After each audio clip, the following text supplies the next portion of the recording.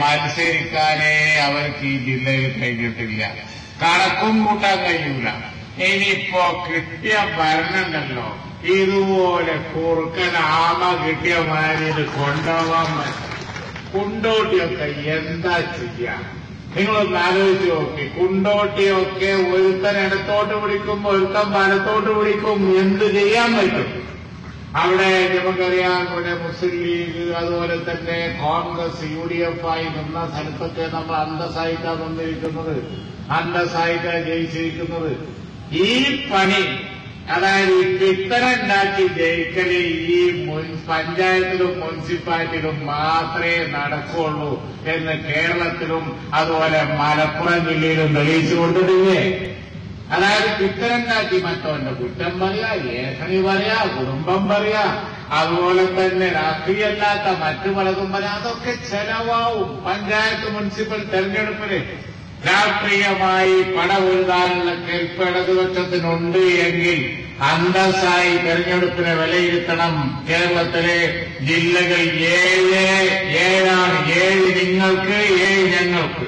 അതാണ് തങ്ങൾ പറഞ്ഞത്. അടുത്ത് നോക്കിക്കോളി, ഞങ്ങൾ കാച്ചു, യാതൊരു സംശയവും നിങ്ങൾക്ക് വേണ്ട. 7 ഞങ്ങൾക്ക്, 7 LDF, 7 UDFന്, 7 LDF. ഇതാണ് ജില്ലകൾ. ഇനി മലപ്പുറം ജില്ലയിലെ എന്താ പറയാ, മലപ്പുറം ജില്ലയിലെ ജില്ലാ പഞ്ചായത്തിലെ സീറ്റോട് പുറത്ത് പറയില്ല, നാണക്കേടുകൊണ്ട് മിണ്ടലില്ല.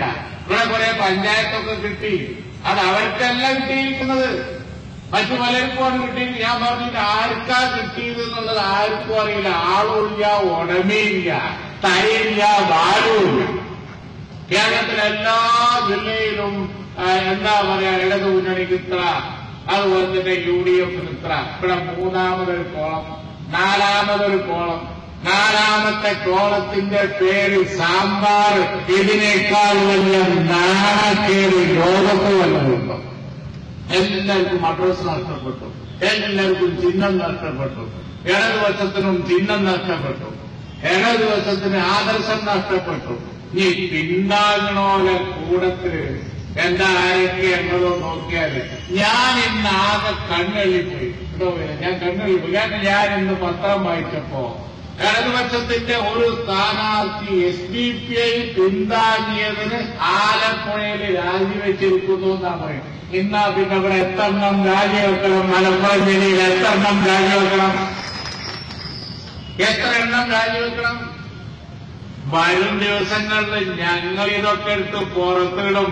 നിങ്ങളാരും വെറുതെ ഇരിക്കാനൊന്നും പോണില്ല. നിങ്ങൾ ഉത്തരം പറഞ്ഞ് കിടക്കും.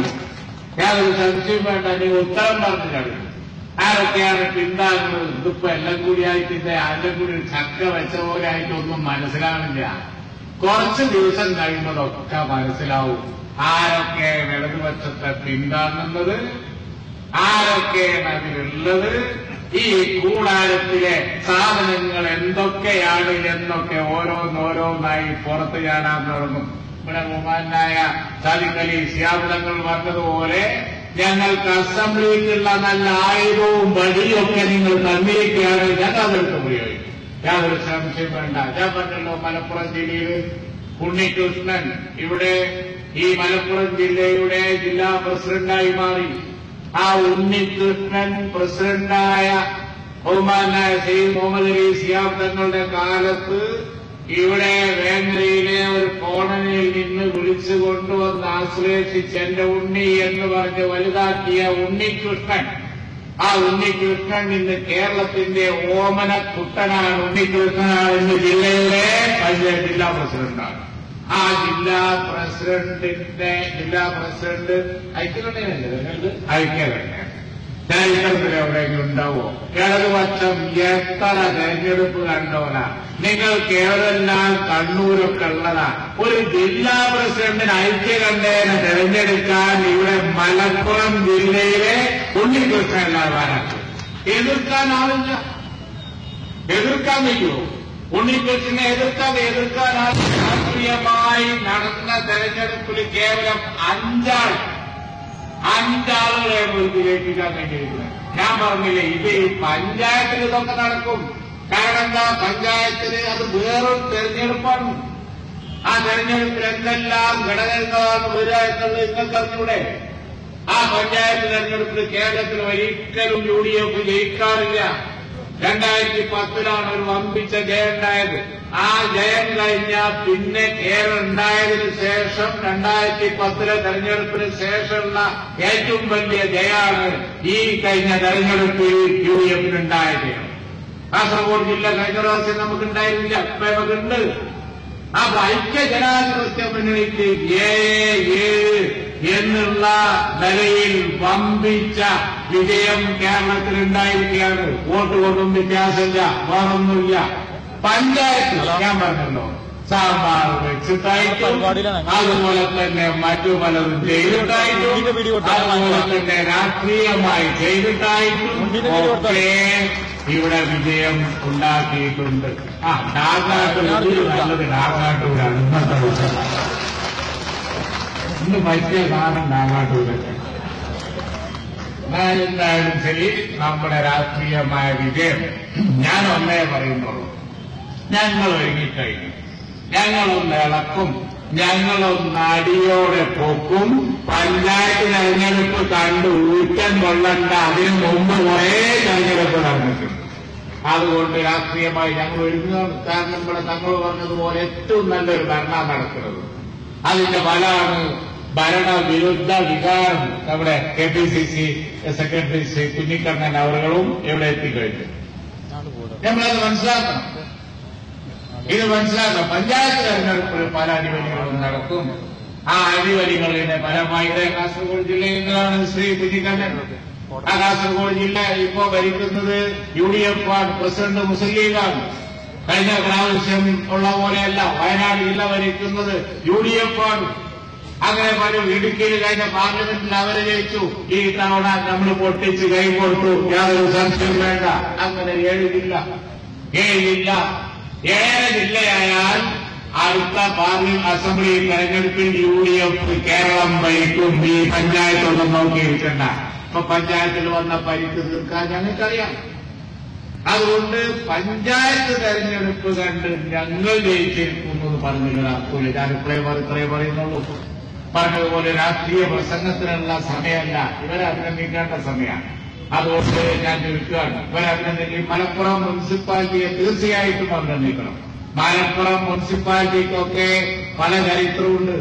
UDF ഇവിടെ പലപ്പോഴത്തെ പരിസ്ഥിതി തോറ്റ ചരിത്രം പണ്ടൊക്കെ ഉണ്ട്. ആ സ്ഥിതിന്നൊക്കെ മാറി വന്ന് ഇന്ന് UDFന്റെ ഉരുക്ക് കോട്ടയായി മലപ്പുറം മാറിക്കഴിഞ്ഞു.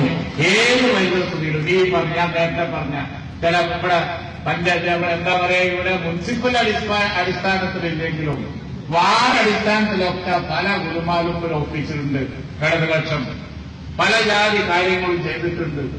പല ഞാൻ പറഞ്ഞ പിത്തനുണ്ടാക്കി ജയിക്കാൻ, പിത്തന വേറുള്ളവർക്ക് ആളുകൾക്ക് മനസ്സിലാവും, നമുക്ക് മനസ്സിലാവും. അതുപോലെ തന്നെ എന്താ പറയാ, പലമാതിരി ഏഷണികളും. അതേമാതിരി അതൊക്കെ മുനിസിപ്പൽ തെരഞ്ഞെടുപ്പിലും പഞ്ചായത്ത് തെരഞ്ഞെടുപ്പിലും ചെലവാകുമല്ലോ. അത് രാഷ്ട്രീയമായ ഫൈറ്റേ അല്ല. പക്ഷേ നമ്മൾ രാഷ്ട്രീയമായിട്ടാണ് നേരിടുന്നത്.